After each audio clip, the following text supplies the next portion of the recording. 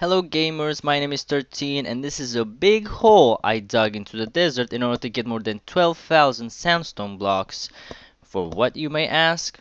Well, I want to show you today I built this big sandstone castle, fully detailed inside, and that's what I'm going to be showcasing in today's video. Of course, this was done in my survival world that I play alongside Vixen MC, my girlfriend. It took more than 12,000 sandstone blocks because it includes torches, it includes detailing, armors, item frames and whatnot, as well as a fully fledged storage system, which actually makes my castle the main base of my survival world. I've also added roads and flowers and bees around my castle to give it a greater look and make it more vibrant. So let's take a look inside. But first, I have my transportation, Dr. Diamond, Donkey, and Mr. Truck, who help me get on with my daily business. Once we get inside, we initially see the storage system as well as two big windows on each side. On the entryway, I have two chests for free storage where we share items between each other, me and Vixen. Over here, I have a little aquarium with a couple of rare fish. The rare fish are the ones that actually have names. So, in front of us, where this golden armor is actually where I place some broken enchanted items. If I ever want to repair them, I have them handy right here. And right next to these tools is where I chose to keep my armors that I'm using on a daily basis. Couple of diamond armors that are enchanted for really big fights and going underground and exploring. This is the storage system. I chose to put item frames with the respective cube that indicates the kind of item I have in these barrels. I like this barrel system. I think it looks really good. And this is where like the more treasure parts are. I have a lot of iron, as you can see, a lot of gold, and a bit of diamond as well that I can craft tools and such. For us in our survival world, the storage is very important, so I chose to really spread it out. Into the left, I have my nether stuff. This is where I keep most plant-based items, and I really made it very specific. So, let's say I have an item like a book or this flint over here. I choose to only put that in there, and this is where I keep a couple of cats, because to be honest, I didn't know where to put them. I have name tags as well as boats. I really sorted them very specific. And near the entryway of the castle, I put the most common items that I use, such as tools and weapons, as well as buckets and ladders, because it helps me go in, pick them up, and go about my day really, really fast. This next space I'm about to show you, I divided them into two different types of workplace. This is where I put my map, and you can see our little survival world here. The castle is on the bottom there. That's where the actual quarry is, where I picked up all the sandstone. This is the castle. You can see roads in different kinds of buildings, such as farms, automatic farms, and a village that I have there, and of course the surrounding area. Mainly this top part of the workshop is for potions. I put a lot of brewing stands here that are already filled up with blaze. I've already brewed up a bunch of potions. I keep them stored up here, so if we want to go into a fight or explore, we just pick it up. These are the main ingredients used for potions. I try to keep them handy so that the brewing process is as fast as possible, as well as a cauldron. Oh, this is interesting. This is where I keep books and I write down important information such as my outpost and base's location.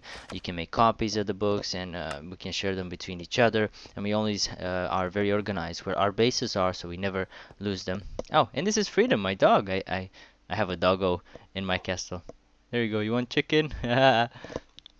And on the bottom here is where I have my blast furnace, my smoker, and my furnaces. I numbered them all so I know where I left the materials that I'm currently baking. I keep the coal very close so that it's easy to fill up the furnaces and the blast furnaces and whatnot. These are old tools that I left here. I thought they looked good in like a workshop type situation. And right here is like my secondary exit. It lets me cross the river, it lets me connect to the other part of the base, and also I have a little tree farm on the left. But let's go back. There's a lot more I want to show you right now. and on the top part is where my storage extends. So on the bottom is where I keep them very sorted, but here's where I put the bulk items such as terracotta, cobblestone, diorite, different decoration cubes and stuff. And I find it a lot easier to craft if they're all bunched up in the same location. To pick one here and one there and make something, make preparations for the next build or building that you're making. And I really had a good time making that rug over there on the bottom. I think it looks really good. And the higher you go up in the storage place, the more valuable the items, at least for me. For example, right here is where my treasures are, and I put a lot of chests in hopes that I get a lot. So I got like music discs, I got, oh yeah, this Heart of the Sea that I think it's really cool, as well as a horse chest with armors and saddles and leads and stuff, and a place for maps, or they're on the top. So buried treasure maps and the woodland mansion map, they're all here to like give me further exploration possibilities. Let's go up to the roof, let's check it out. So I put my banner on the sides of the castle to represent my faction, let's say. I can see all the mobs from here and my forest over there. It's not very filled up with details on the top. I wanted to leave a bit of space to see exactly what I can do with it. For example, this building right here, I'm kind of considering making it like a Hall of Fame or a map place where I fill up the walls with maps to see maybe other outposts and stuff, because this is my main castle, my main base, and this is where I'm managing my whole world from, let's say.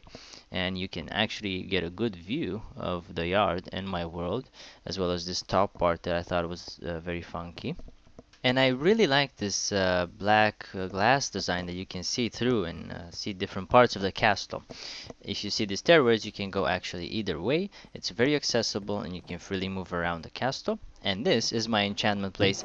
This is where I have lapis and a grindstone and different powerful enchanted items because they're related to enchanting. So I put them in around the same place. Of course, this goes up to level 30, so it's up to the max level. I have full enchanting possibilities. I keep my enchantment books that I got from trading with the villagers, as well as a lot of mending. I think that's very important.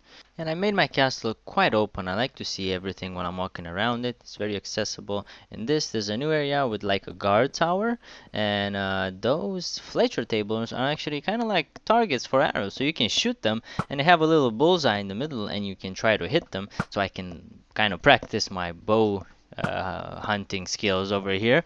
And we can see, well, I didn't hit a bullseye, but they're around there. You can see the purpose of the Fletcher table in that sense.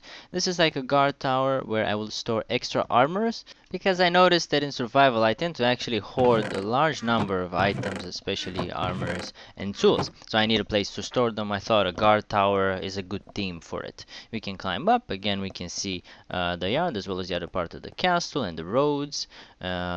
And my pickaxe statue there, the river, the bridge over the river there, and as well as in the distance where my base. Well, basically, I'm not expanding there yet. Oh, look, a zombie. Let's see, can I get him? One hit. All right, I got knockback, so I can push him. All right, we got him. Lol. So you can see that the guard tower is actually functional. I get to defend my base with it. Yeah, I think that's most part of my castle, at least. I think there's still one more thing to show you. And as we walk around, we can see that I have stairs everywhere that connect. So this is one part of the workshop. I go down into the main area, and it's symmetrical. If you go on each side, there are stairways that lead to the same place. Now, I have a tower in my castle that's mainly going to be used for storage. I have the bottom one with storage, but there's still more up.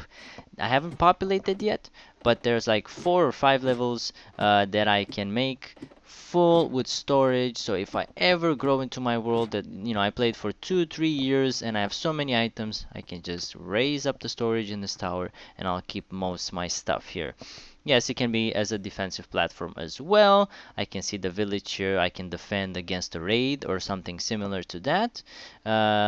Again, I have a good view of my base. This was strategical. I built my castle specifically like this, and then I built my base around it somehow. But yes, I think that having a very large, organized storage space is very, very crucial to your build. It will make it faster to build, it will make it faster to get organized, and it just makes it more fun in the end. So this is how I have my main base set up. I like it to be functional. I like it to be very focused on storage and all the functionality that you have in the game in a single place. That makes my life a lot easier to get from wanting to build something to actually building something if I have everything handy and I can prepare for fights and adventures and all sorts of stuff from my main sandstone castle, which is awesome. I want to thank you all for watching. Please leave a like and subscribe if you enjoy my content. Check out my Twitch link in the description if you like to watch live streaming and see how I build the world. Until next time, happy building and keep it safe. Have fun.